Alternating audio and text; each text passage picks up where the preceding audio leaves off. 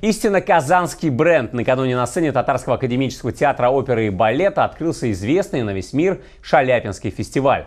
Оперное событие – одно из самых старейших в России. Фестивалю уже 32 года, и он очень быстро завоевал статус международного.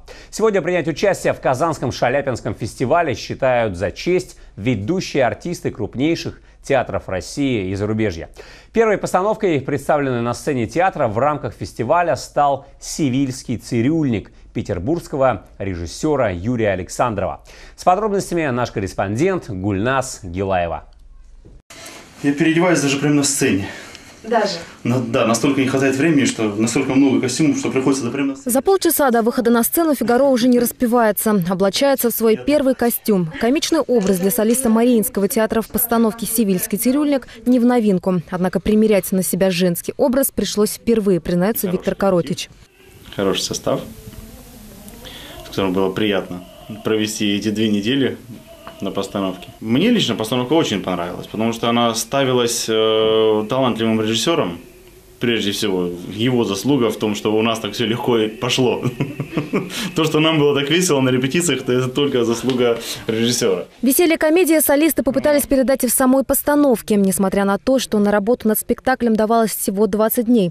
Но все успели в срок. Историю любви 2 молодых людей режиссер Юрий Александров попытался преподнести очень ярко.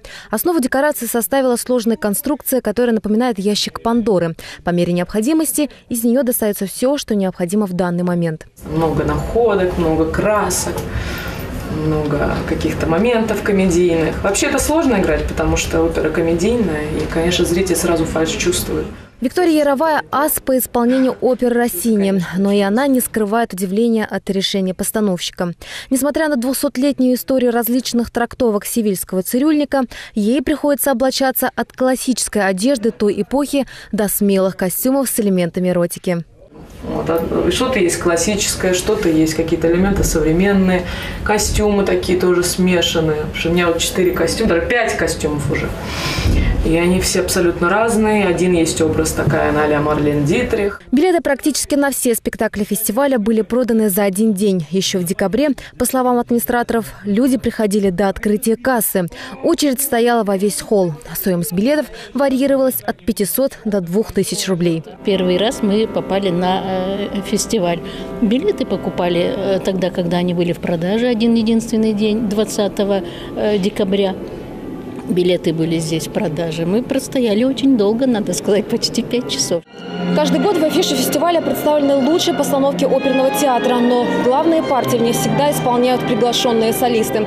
Кроме «Сивильского цирюльника», зрители также ждут такие постановки, как «Евгений Онегин», «Риголетто», «Аида Турандот», а также премьера «Борис Годунов», которая будет показана в день рождения Федора Шаляпина 13 февраля.